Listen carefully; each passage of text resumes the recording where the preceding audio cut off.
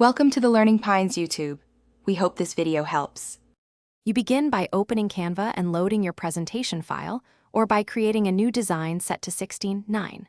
Once done, choose the correct slide size and confirm consistent margins so elements won't shift when exported. Make sure rulers and the grid are visible, because alignment matters for professional slides. Then inspect master slides to understand inherited layouts. This saves time later.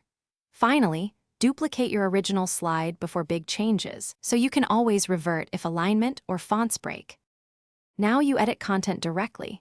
Click text to replace wording, swap images using Upload or Canva stock, and resize with corner handles to maintain aspect ratio.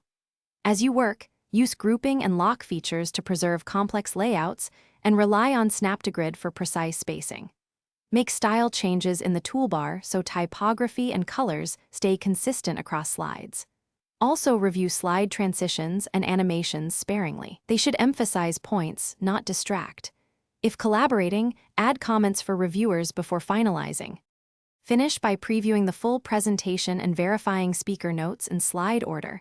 Run the presentation mode to catch timing issues. Then export, select PPTX for PowerPoint editing or PDF for fixed layouts. Enable embedded fonts and high image quality when needed. Once exported, open the file in PowerPoint to confirm formatting.